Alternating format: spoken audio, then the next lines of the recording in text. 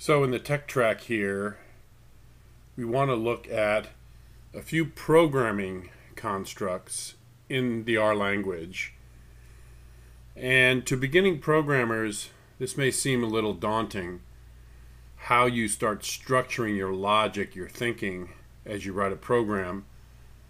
And one of the big things is just to realize as you're programming, it's essentially a natural logical progression of how you think, how you would try to solve a problem without a program.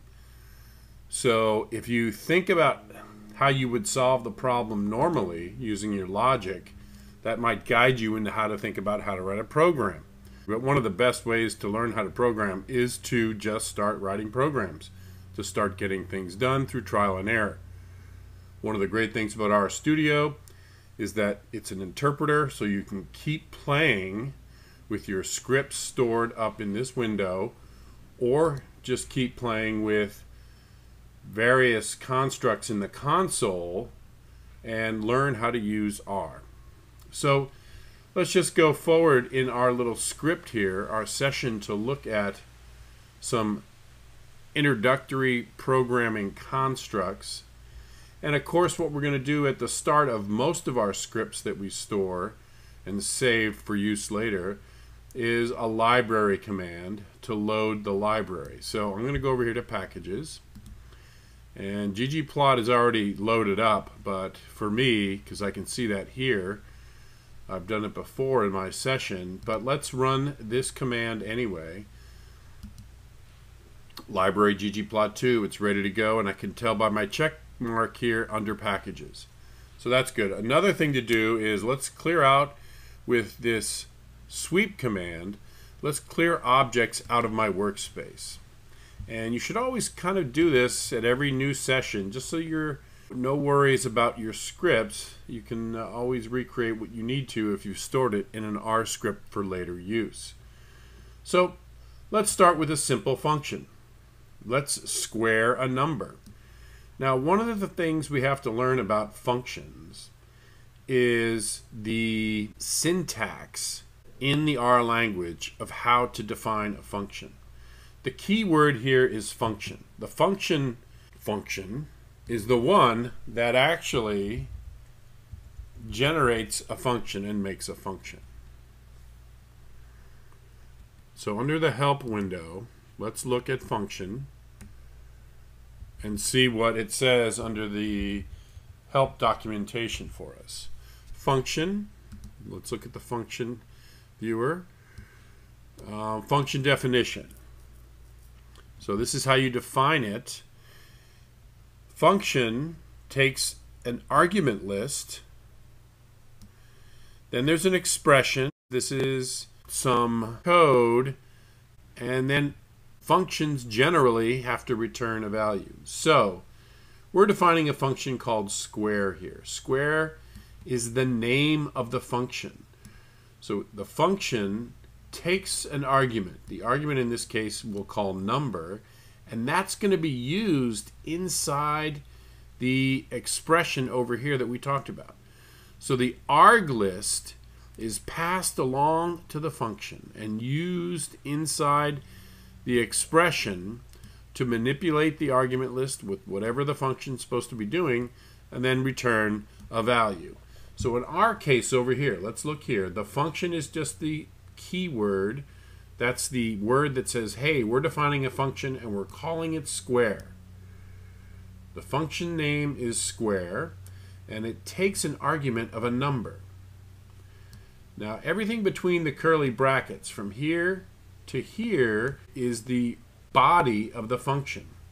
Convention is you mark the beginning of the function as a curly bracket on the same line as function like this, and you end it on a separate line with a curly bracket, so that logically when I see this code I go, oh, there's a function, the name of that function is square, it takes the argument number, and here's what the function does. Now this is a very simple function. It takes the argument number, it multiplies it by itself, in other words it squares that number, in this expression here, It's number times number. And then it's going to return that squared number. So this is truly a square function.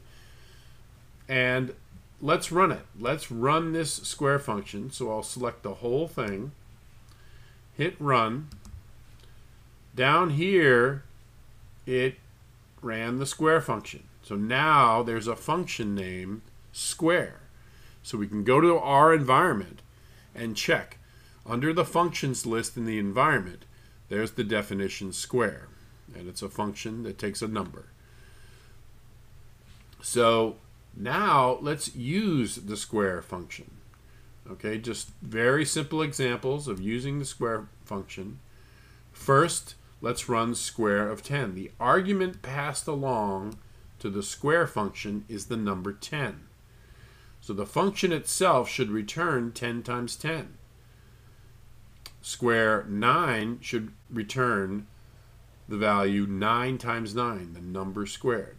So let's run this first function call, square, and passing to the square function, the argument 10. Let's run that. And we get the answer down here in the console. The answer is 100. Now, remember what I can do in the console. I can actually go back to that command, and I'm going to assign to the variable temp the return value of the function square. So I'm going to run this command here. It's still a square argument list of 10, so this value will be 100, but now that value should be assigned to the variable temp that I'm just creating. So think about where I'm going to be able to see the variable temp in RStudio. So let's run that command. Now over here I've got a variable temp and its value is 100.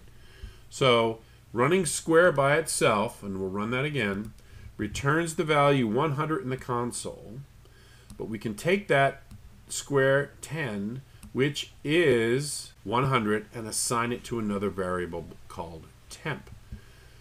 Square 9 should run the same way. It should return 81. So that's a quick introduction to a function.